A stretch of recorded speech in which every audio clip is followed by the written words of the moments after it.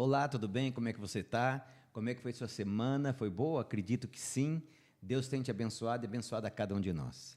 Olha que privilégio a gente fazer parte dessa classe fantástica da Escola Sabatina que tem todo mundo. E a gente, nesse trimestre, tem o privilégio de estudar profundamente um livro fantástico que tem na Bíblia, que é o livro de Marcos. E quanta coisa boa que a gente está aprendendo, hein?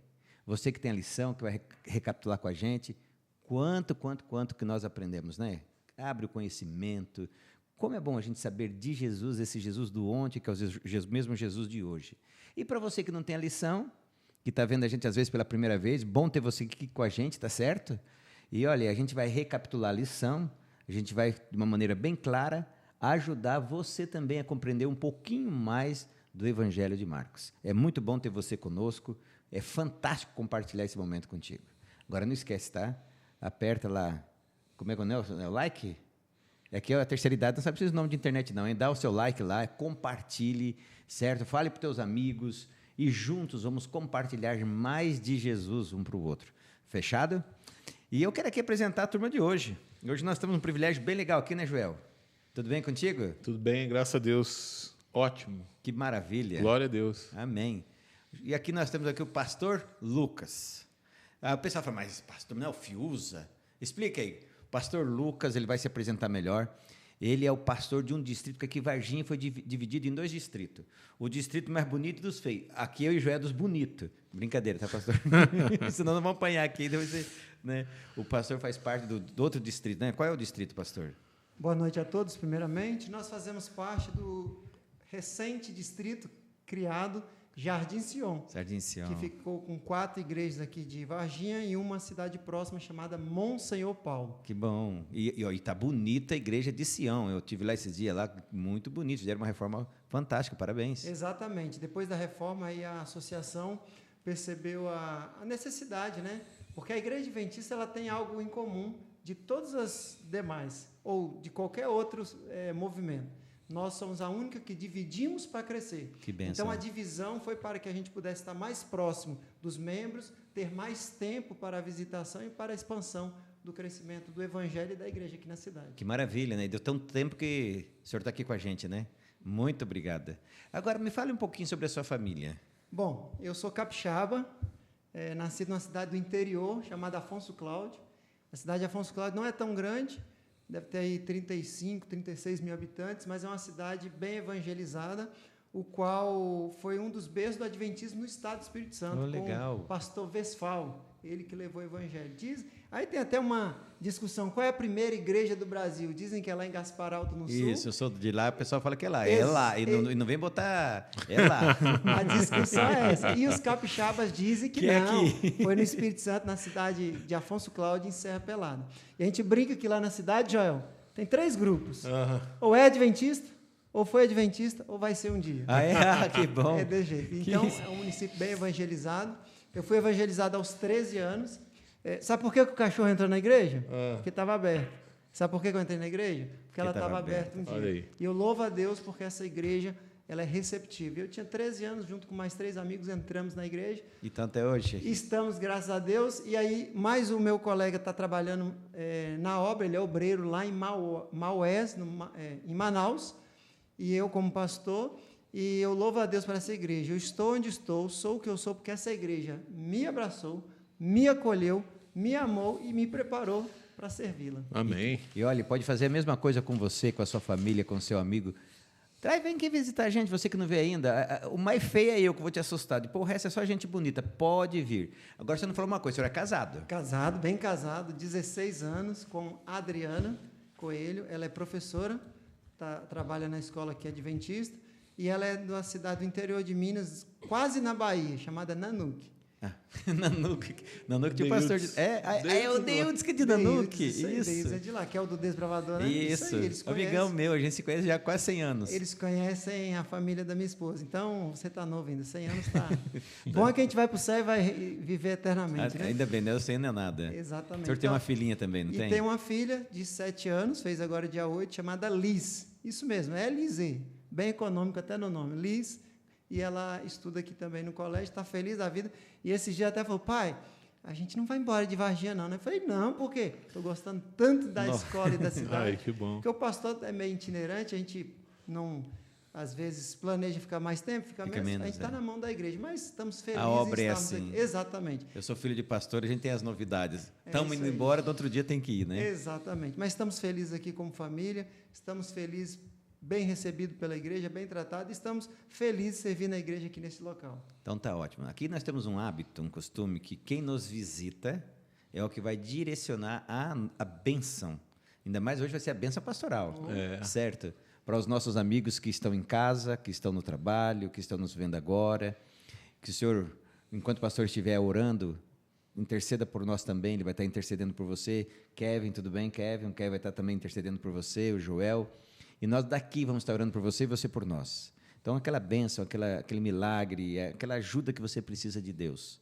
Enquanto o pastor estiver orando, coloque em pensamento juntamente conosco que Deus vai te abençoar e também nos abençoar. Fechada?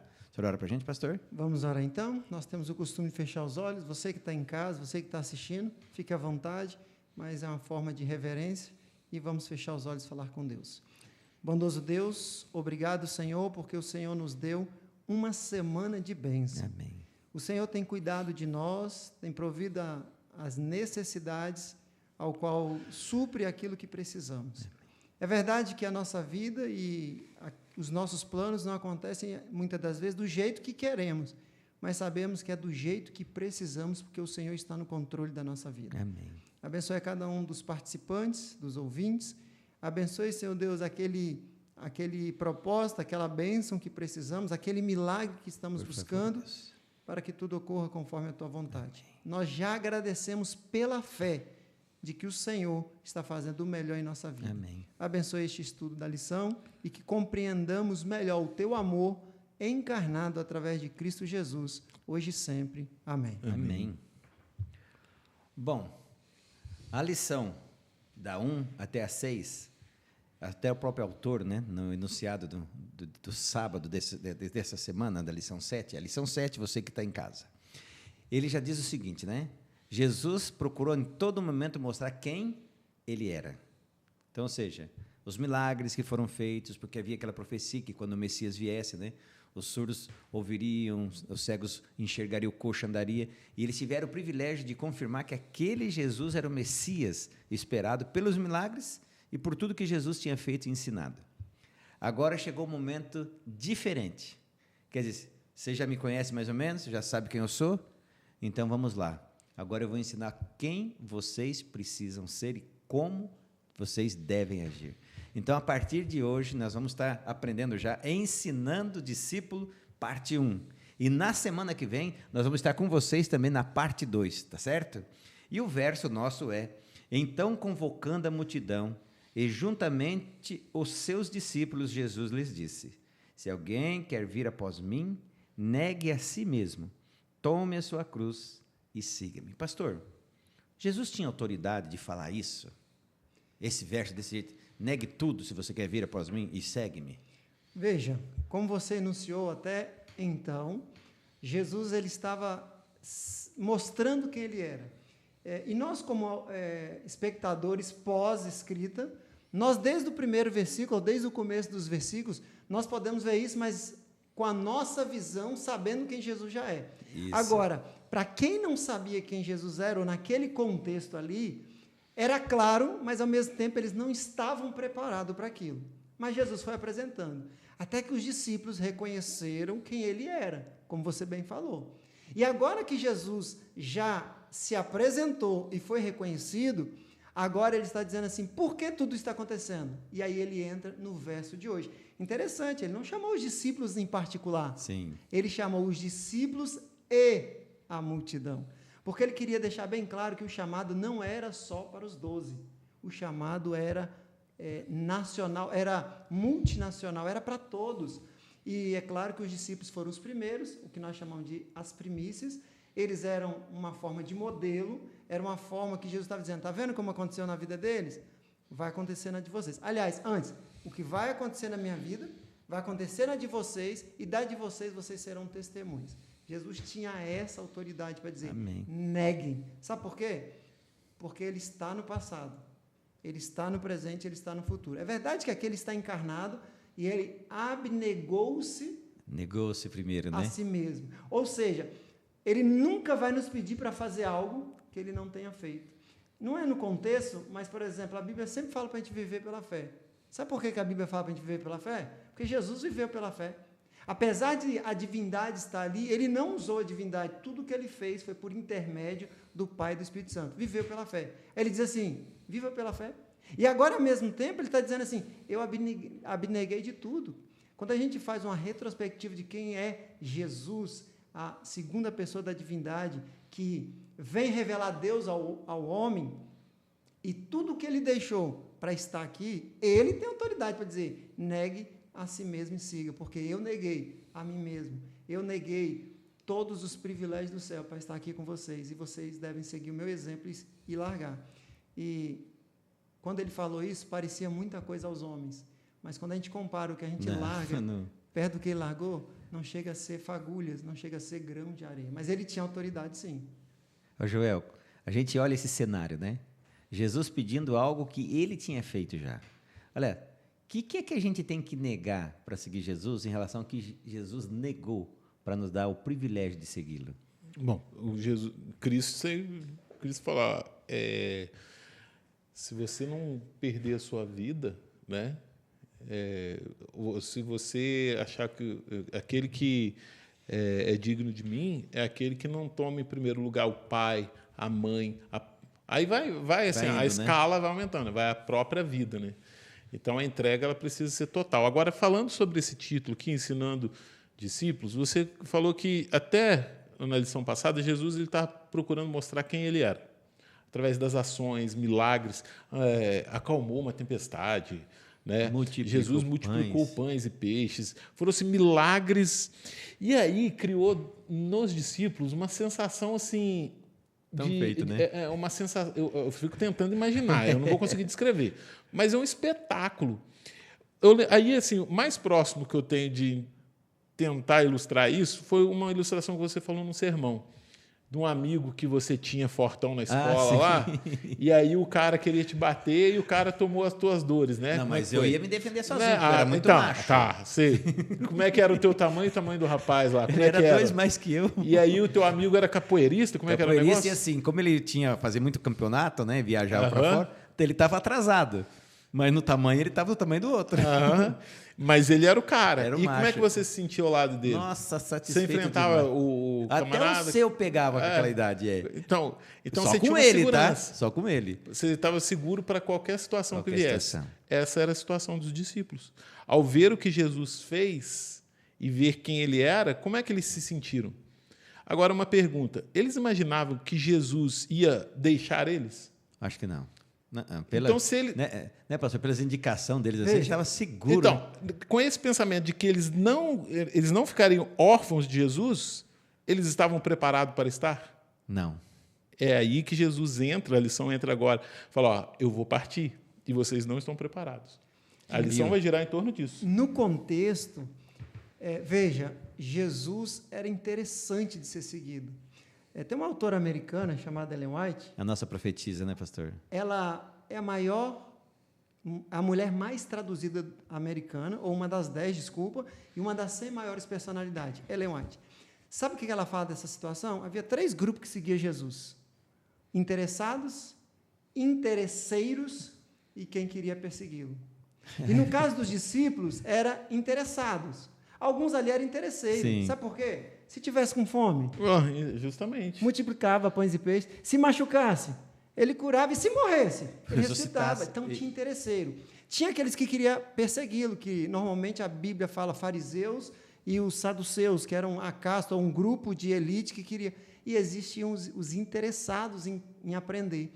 E agora, para os interessados em aprender, que estava vendo nele uma figura que eles jamais tinham visto, com tamanha autoridade, não de mandar, mas viver o que faz, ou fazer o que vive, ou pregar aquilo que vive, e aí, de repente, ele fala assim, eu vou ir. Tchau para vocês. Sabe assim, só para você ter uma ideia, mais para frente, não é o assunto, mas criou-se uma cultura até de que João não ia morrer.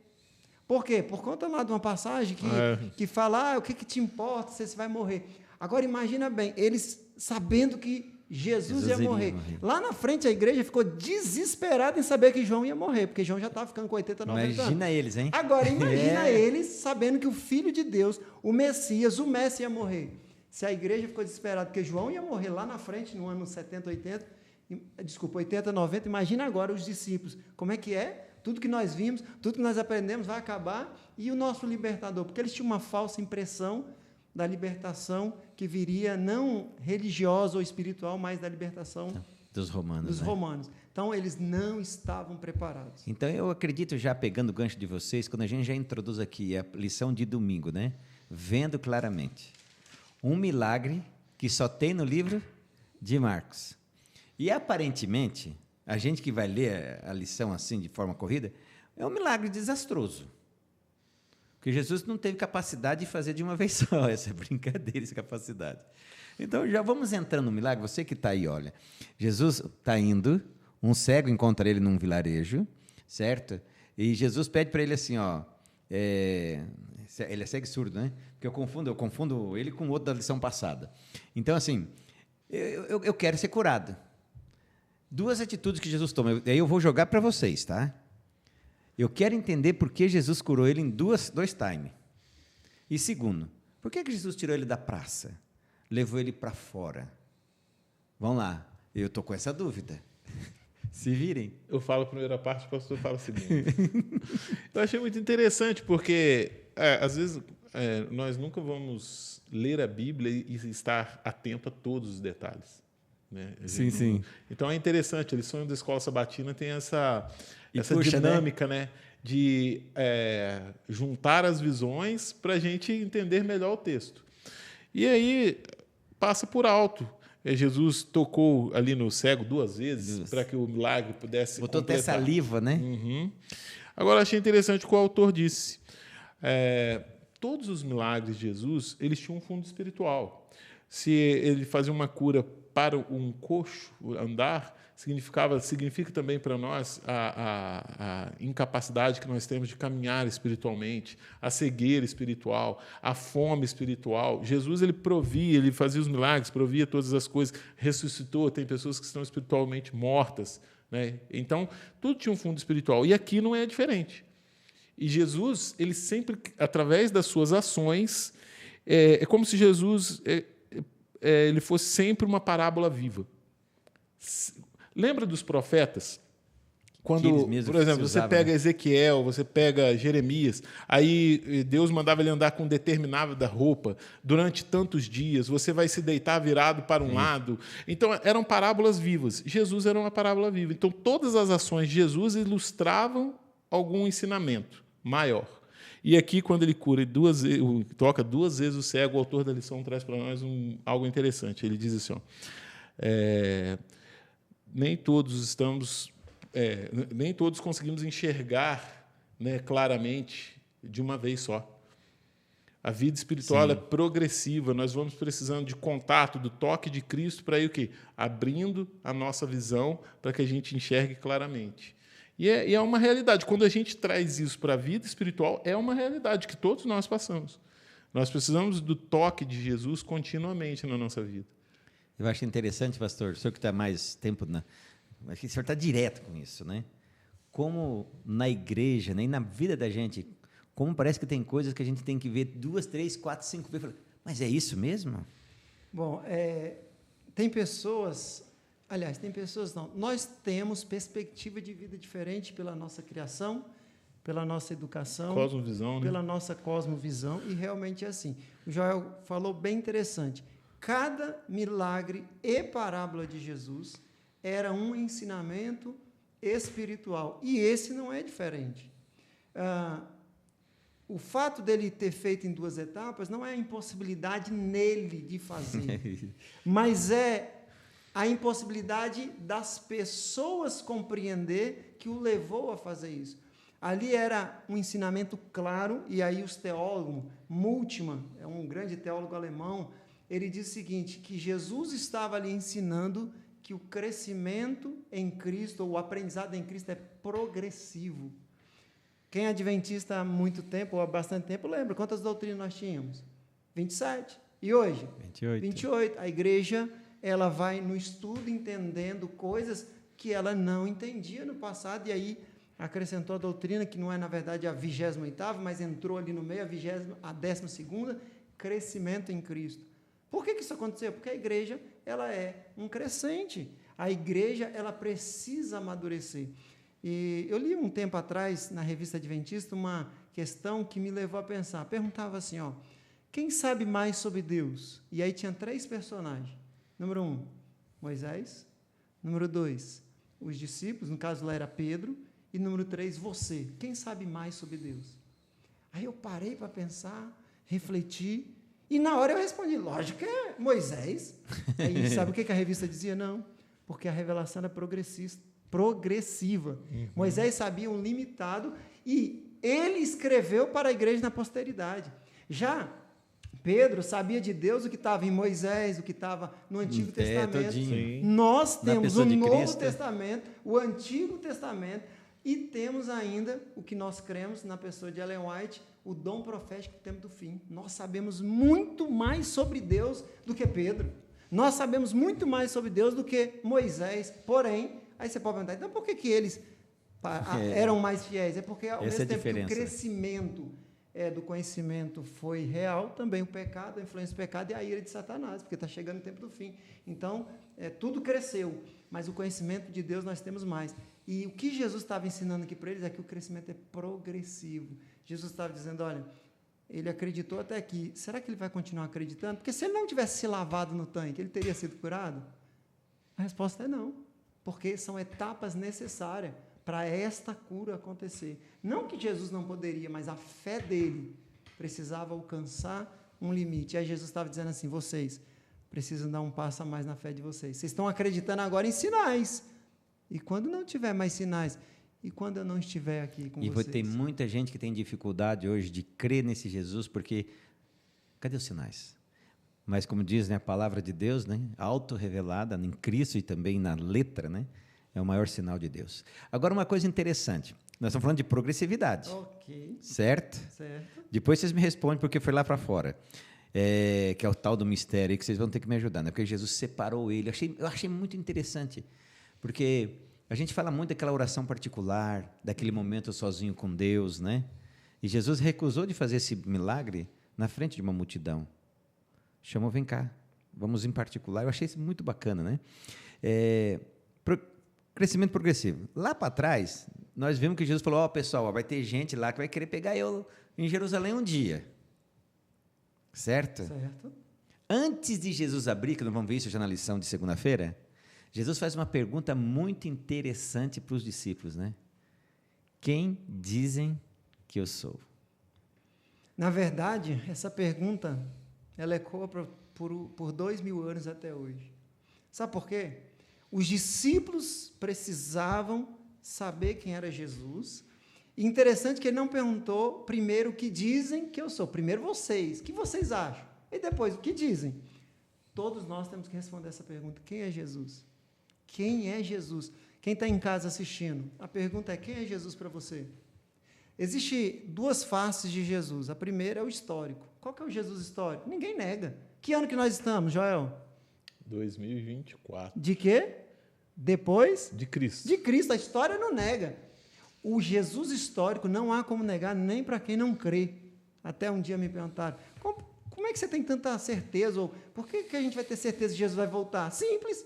Ele prometeu e veio, e a história demonstra que ele veio, e ninguém nega que ele veio. Ok, eles não aceitam como o Filho de Deus, tá certo. Aí é o Jesus histórico. Mas a segunda face de Cristo é o Jesus da fé. E aí você precisa responder, cada um de nós, quem é Jesus para nós? Quem é Jesus? E aí, quando Jesus perguntou, o texto não nos dá, o texto não nos dá essa clareza, mas a gente pode usar o que a gente chama de licença poética. Cada um dos discípulos pensando, quem é Jesus para mim? Quem é Jesus para mim? E essa pergunta fica até hoje, quem é Jesus para você? O que Jesus fez ou faz de diferença na sua vida? Ou o que você espera de Jesus? Sabe por que Jesus fez essa pergunta? Eu falei ali atrás, e o Joel completou, e você também, a respeito de Jesus ser o libertador de Roma. Era a crença que eles tinham. Agora Jesus está perguntando para eles assim, depois de tudo que vocês viram, Quem é já foi? isso mesmo que vocês estão pensando? Porque o Jesus sofredor foi revelado no Antigo Testamento, e o Senhor também, mas qual que eles esperavam? Só o Senhor, né? E ele Sofredor tá falando, de jeito nenhum. Aí ele está falando, vocês sabem quem eu sou? Aí, daqui a pouco nós vamos ver que ele vai falar do sofrimento. Olha, não é bem isso Tá. que vocês estão Mas já pensando. vamos já entrando, não tem essa história não. Joel, Jesus primeiro assim, se identifica. Vocês sabem, tem certeza que eu sou isso mesmo? Depois, não, o senhor é mesmo, né? Tanto Pedro falou, né? Depois nós temos outro episódio ali que nós vamos comentar. Mas interessante, depois deles afirmarem quem é Jesus, ele falou assim, você tem certeza? Aí Jesus mostra o que vai acontecer com ele, né? E qual foi a reação dos Só antes de você discípulos? responder, é a única vez que não é um endemoniado que faz. Isso, bem lembrado. É a Bem única lembrado. vez. Sempre era um interessante endemoniado. essa- Por quê? Você ia falar isso agora aí? Por quê? Não, mas é Por quê? interessante Porque isso. os demônios conheciam Jesus na essência lá do céu. Sim. Então, sempre eles o reconheciam. Mas agora, humanamente falando, Foi o daqui a primeiro- pouco, Pedro foi o único, daqui a é. pouco Pedro, infelizmente, vai Fala ser pro- usado aí pelo esse. inimigo. Mas agora não, ele está. E é a primeira vez que não é endemoniado. Só esse detalhe Bem para não lembrado, passar. pastor, bem lembrado. Pode continuar agora. A questão é que meio que desconversaram, né? Ali Jesus explica, ele é revelado, né? Pedro, eu acho interessante a respeito disso, porque assim, nós precisamos responder essa pergunta, quem é Jesus para nós, certo? Mas ao respondermos, ela envolve o que? A nossa convicção, a convicção da nossa fé. Nós precisamos ter convicção da nossa fé. Por que você é um adventista? Por que você não é um batista? Por que você não é um católico, um ateu? Assembleiano. Por quê? Por que você é um adventista? Você tem que ter convicção. Eu acho que falta convicção em muitos casos, porque o adventista ele tem toda ali uma identidade com uma missão. Isso é ser um adventista, você estar ligado, saber de onde você veio, com que propósito surgiu o movimento adventista. Para você ser um adventista, você precisa pensar e agir como um adventista. E o que é um adventista? Você precisa saber. Então, é uma convicção. Por que eu sou cristão e não sou budista? E não sou muçulmano? É outra questão que nós precisamos responder. Agora, essa resposta, para que ela seja de fato, né, como Deus espera, o que Jesus falou para Pedro? Tu falaste para o Espírito Santo, né? Você não falou isso de você mesmo, Foi revelado, né? mas foi revelado pelo Espírito Santo. E Cristo, ele era necessário que eles soubessem, tivessem convicção, porque o próximo passo era o quê? Jesus ia abrir diante deles o quê? A cruz, né? Mostrar para eles. Era um assunto interessante? Era um assunto desejável? Não, nem um pouco. E aí, para onde que a conversa foi? A conversa se concentrou nisso? Não. Não, eles estavam pensando outra coisa, né? Agora, o interessante, assim, para nós, isso é para nós. Como o conhecimento ele é progressivo. Veja só, para Deus permitir que eu passe alguns sofrimentos na Terra, primeiro eu tenho que conhecê-lo, né? Ter certeza quem é Ele. É só mais uma questão que na vida espiritual, aqui a gente está falando de preparo, certo? Então a gente está vendo que os discípulos estavam despreparados. Em algum outro momento parecia que eles tinham um pouco de conhecimento e de preparo. Pedro recebe uma revelação do Espírito Santo, mas a vida espiritual ela sofre. O título da lição qual que é o título da lição? Ensinando os discípulos, parte 1, né? certo? Então, nós precisamos ter consciência de que, na nossa caminhada espiritual, às vezes você vai ver um sermão, às vezes você vai ver uma conversão, às vezes você vai dar um estudo bíblico e ter um resultado positivo, e você vai se sentir tão pleno, certo? Que aquele momento vai ser prazeroso demais, aquilo ali, mas, de repente, no outro dia, tudo já muda de figura. Está aqui. Né? E aí, no momento em que Pedro recebeu uma revelação do Espírito Santo, dali a pouco ele repreende a Jesus pelo que Jesus estava falando, que não era aquele assunto desejável. Aí já não era mais o Espírito Santo. Era Isso aqui não nos interessa. Aí Jesus falou o que para ele? Arreda-te, Satanás. Isso não tem a ver com a cura? Porque você não cogita das coisas de Deus. Sabe que quando eu vejo isso, eu fico... A cura não foi assim? Então, eu acredito que a cura também ela quer nos ensinar o seguinte: um dia eu estou com Jesus, vendo claramente, outro dia eu vou estar vendo como árvores, que nem o Pedro. Um dia, no mesmo instante, estava ali, vendo claramente Jesus, dali a pouco eu estava vendo árvores. Quer dizer, precisava do segundo toque de Deus para... Essa questão, aí aqui está alguém que vai ter que ajudar nós aqui o agora. Lugar de fala, né? Dá nele agora. O lugar de fala. Não, mas é algo muito assim, familiar para o pastor. O maior desafio para o movimento adventista, eu acredito que ele tem se intensificado mais ainda, que é a manutenção de membros. E há uma deficiência muito em se manter membros. A gente sabe que muitos membros saem da igreja, porque até acho que isso vai acabar se tornando mais uma... Já está inserido ali nas nossas doutrinas, mas acredito que ela vai ganhar um espaço especial para ser tratado. Tem ganhado e vai ganhar mais ainda, que é a palavra chamada discipulado. O que é discipulado? O que é discipulado? Jesus está discipulando os discípulos. Aí, eu vi esses dias uma ilustração, um livro muito interessante que a gente está lendo na classe dos professores na Escola Sabatina. Acho que ele foi traduzido de forma errada, porque o título não chama atenção, chama Comunidade de Amor. Mas o título, eu até vou procurar traduzir ele para ver qual é a tradução literal lá. É um livro que fala muito sobre discipulado. Aí ele fala assim, quando Jesus falou para Nicodemos que importa nascer de novo, ele está falando do nascimento espiritual. E ele faz uma comparação dos novos discípulos que vão chegando à igreja, os membros, as pessoas que saem do mundo e vêm para a igreja, como um nascimento mesmo. E aí ele traz a figura para você como pai. Até quando você cuidou do seu filho para que ele pudesse caminhar com as próprias pernas? Até ele ter perna para andar e cabeça para saber guiar as pernas. E quais são as ações? Houve um momento que foi desconfortável, houve um momento que deu trabalho, houve um momento que exigiu energia, atenção, exigiu muita coisa para que ele pudesse passar por várias etapas da vida dele, até o momento dele constituir a família própria e já ter condições de seguir a vida. Aí ele faz essa aplicação para nós que estamos na igreja, liderança, para o olhar que nós devemos ter para os novos membros e para a responsabilidade que nós temos com os novos membros.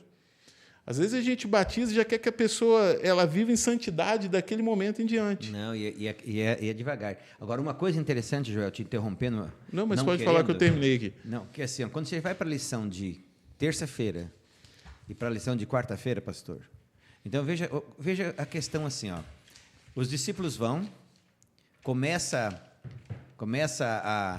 a compreender melhor.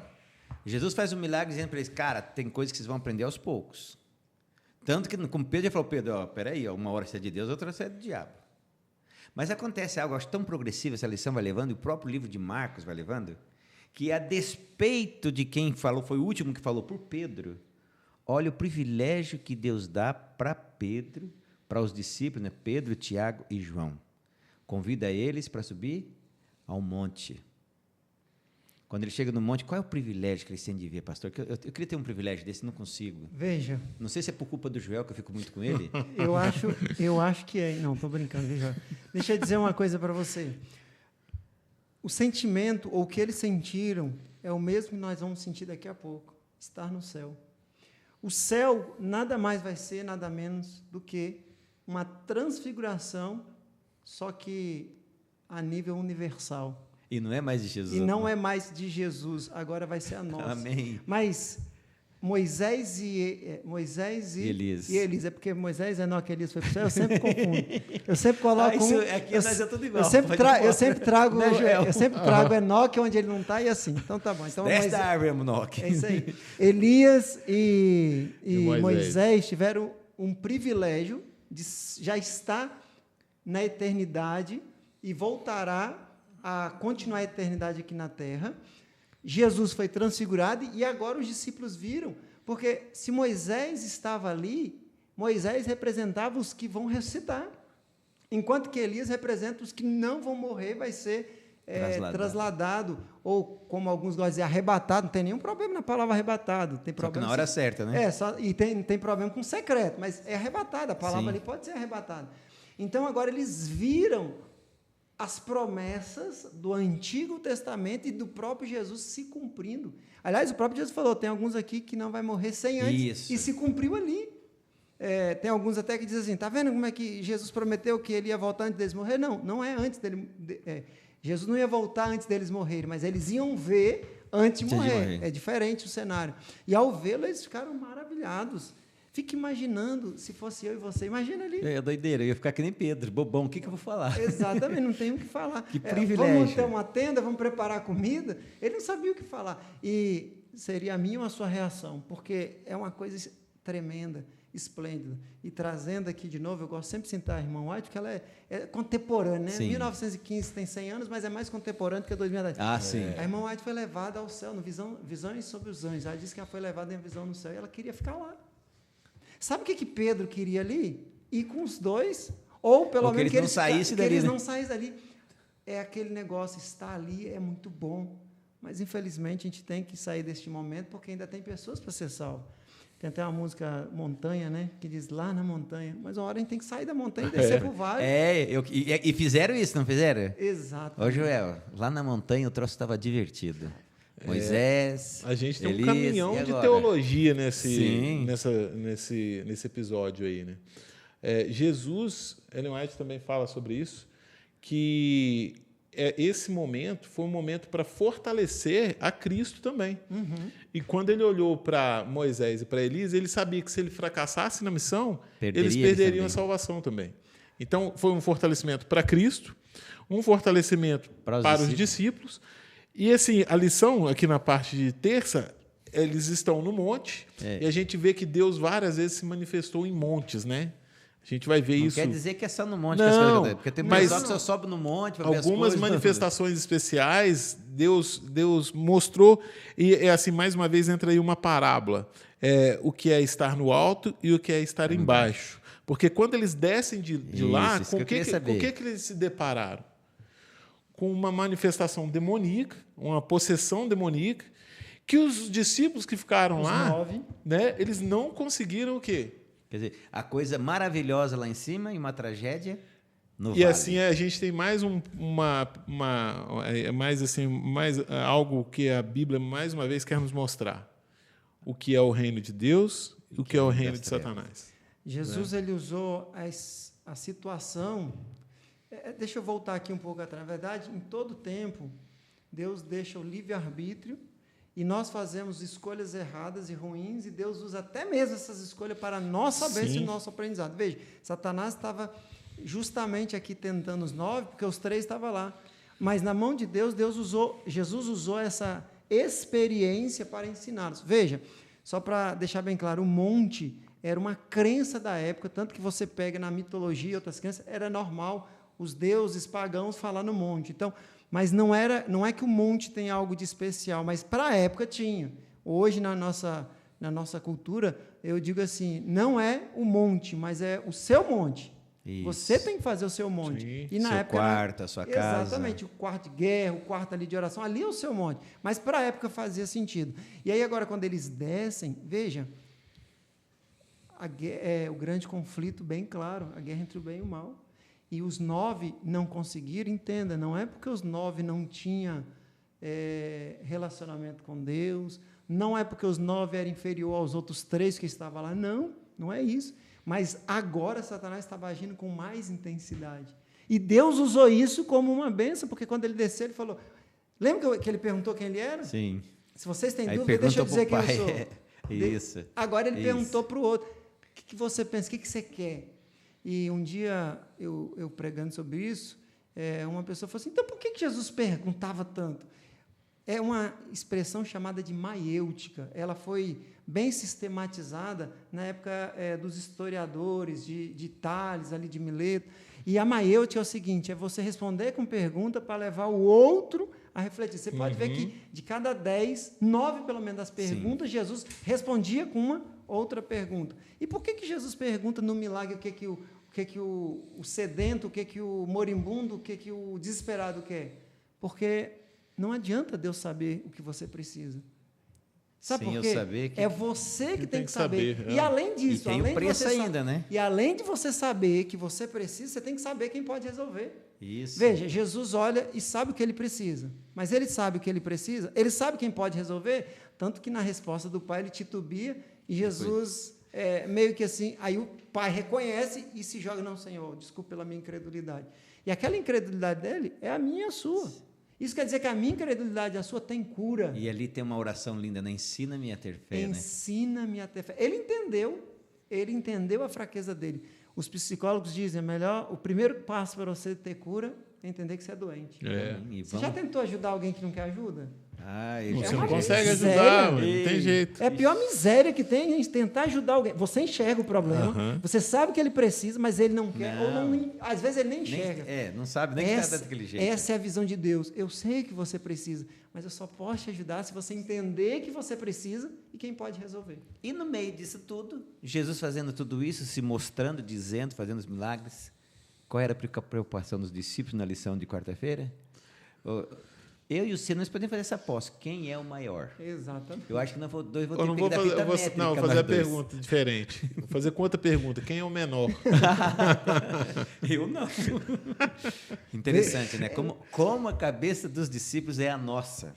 E quando eles chegaram perto de Jesus... Como é a nossa? Jesus preocupado de mostrar para eles, ó, e tudo aqui. E nós que tá, mas e o que eu vou ganhar nisso? Interessante que quando a gente pega os evangelhos e faz como um quebra-cabeça, né? Pega as falas de um e coloca de forma cronológica, vai encaixando o texto, ele vira um hipertexto. Logo depois desses episódios de quem é maior, quem é menor, no livro de João, na sequência, vem a Santa Ceia. Vem a Santa Ceia. E aí eles vão para um lugar onde deveria ter um servo que iria lavar os pés dos visitantes, ou de quem chegasse ali para pernoitar ali. E não tinha. E naquela discussão de quem é o maior, aí eles se assentam ali e ficam olhando um para a cara do outro. Agora, a gente vai saber quem é o maior, quem é o menor. E aí, quem foi o menor ali, né? Jesus, ele não fala nada, ele age. Ele pega... Sabe o que isso me lembra, Joel? Agora imagina... pode falar. Não, assim, aquele texto de Paulo, né? Que nos usurpou ser Deus, sim, seu a servo. Uhum. Paulo conseguiu enxergar esse tamanho nessa palavra.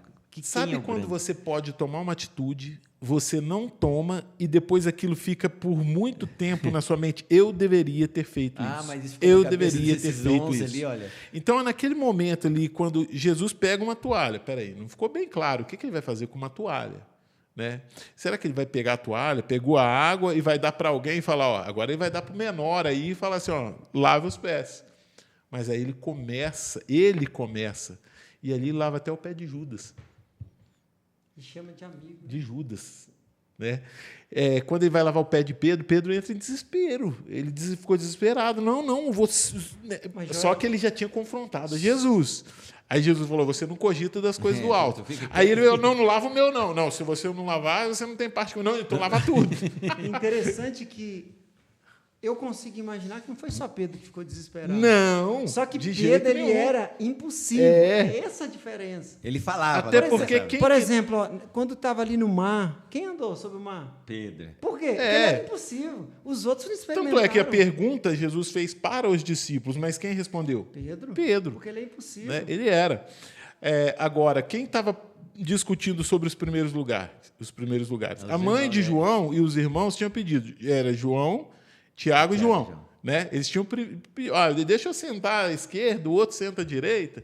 Né? Então, ali já haviam grupos. Né? E o Espírito de Profecia, Ellen White falar no Desejado das Nações, que existia uma certa disputa também entre João e Judas, para ver quem ficava mais próximo de Cristo. Quem se sentava mais próximo dele ali. Então, aí Jesus ele fala assim, quem é o maior? Aí ele mostra assim, os paradoxos do Evangelho. Né? Quem quiser ser o primeiro tem que ser o último. Quem quiser achar a sua vida tem que perder. Essa parte né? não quer, né? Essa parte dá muito trabalho. Não. Quem quiser ser exaltado tem que ser humilhado. Então, Jesus vai fazendo essas... E aí ele coloca aqui, aquele que quiser ser o maior no reino de Deus, que seja o menor entre vós. Aí ele fala assim, porque o Filho do Homem não veio para ser servido, mas para servir. Isso é o quê? Discipulado. Discipulado. E nós aqui, porque daqui a pouco o diretor vai pegar nós com o facão. Você trouxe hoje, Kevin? Não, então hoje nós podemos passar um minuto. Já pulando para a lição de quinta-feira, eu sei que se a gente for falar tudo que tem aqui, né, ainda mais nós com um teólogo aqui, quando o pastor Fios também vem, ele quer falar muito, né? Ô pastor... Vai segurando. Então aqui, ó, o homem saudável no inferno. Eu achei esse título aqui maravilhoso. Joel, melhor entrar no céu careca ou se perder cabeludo? Interessante, né? Até ele colocou na lição aqui pra gente. Ele tem defeito, né? Eu já vou nele já de cara, porque... Deveria ser o contrário, né? O perfeito está no céu. Mas assim, eu gosto de ouvir uma vez um sermão sobre isso e o pastor concluiu da seguinte forma. Ó, se você está disposto a arrancar um braço para ir para o céu, não é mais fácil você deixar o pecado? Se a tua disposição em entrar no céu, né, te leva a arrancar um membro teu, o que é mais fácil para você? Era esse pensamento que Jesus queria colocar. E às vezes as pessoas preferem perder um braço do que largar o pecado, né, pastor? Exatamente. Veja, o assunto aqui é sacrifício mesmo. E hoje, infelizmente, um amigo até mandou mensagem, eu estou aqui com meu pai, que ele está amputando a perna fisicamente, por conta da diabetes. Veja, e ele triste, chorando pela perca do pai, porque é exatamente isso. É uma perca, é um sacrifício. E o ensinamento aqui de Jesus é, estar comigo é um sacrifício. E se você estiver disposto a perder uma perna, um braço, um olho, então para você vai ser fácil sacrificar o seu gosto para ir para o céu. Entenda, o pecado ele não é ruim, as consequências que são. Senão as pessoas não estavam no pecado.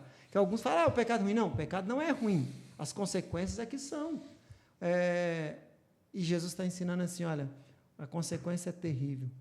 Então, se você não estiver disposto a sacrificar por mim, aquele que não estiver, lembra lá atrás que a gente falou? Não estiver disposto a deixar, não vai poder estar no céu. Olha só, esse texto mostra, essa passagem mostra que o pecado ele te deixa mais debilitado para entrar no reino dos céus do que você está amputado, você está coxo.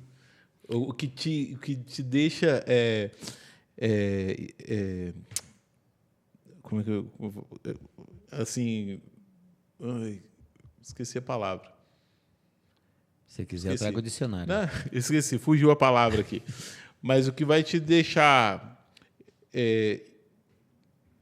caramba, como é que é a palavra? Quando uma pessoa vai para a guerra e ela é sequelas? Sequelas, mas tem outra palavra lá, tá?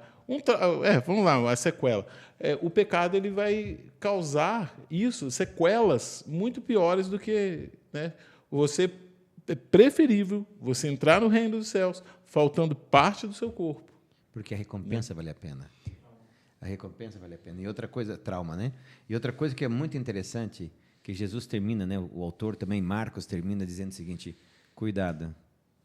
Você vai perder perna por mim, você vai fazer sacrifício por mim, mas não se esqueça. Cuide dos meus pequenos. Não escandalizem eles. Que ai daquele que não se sacrificar, daquele que for o escândalo, né? Ou seja, como o evangelho de Deus é para a gente ser bons discípulos, levar outros a Jesus, é o discipulado, né? Que você está lendo no livro, que a gente aprende na igreja, o que Jesus nos ensinou, e fazer todo o sacrifício possível e necessário para estar com Cristo Jesus. Como é bom a gente estar aqui. Olha, se eu deixar esses dois falar aqui, amanhã cedo nós vamos estar aqui, depois de amanhã, então já vou dar um jeitinho aqui de dizer para você que a lição ela é fantástica. Vai ter agora a parte 2, você não pode perder a parte 2. Olha quantos milagres que Jesus fez, quanta coisa que Jesus fez, para que nós aprendêssemos que Jesus é o Filho de Deus, que é aquele que vai trazer a salvação para você, que é aquele que vai cobrar de você o necessário. E aquilo que ele cobrar de você, muito bem dito pelo pastor Joel, ele já fez antes.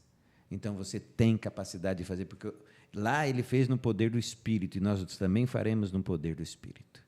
E o verso agora vai ficar melhor para nós dois, né? Olha que legal. Convocando a multidão, ou seja, agora esquece a multidão, convocando você que está aí nos vendo. Jesus disse, se alguém quer vir após mim, ou seja, se você quiser vir após mim, negue a si mesmo, tome a sua cruz e siga-me. Sabe o que Jesus está querendo que você faça? O que os discípulos fizeram depois, né? Que Jesus subiu.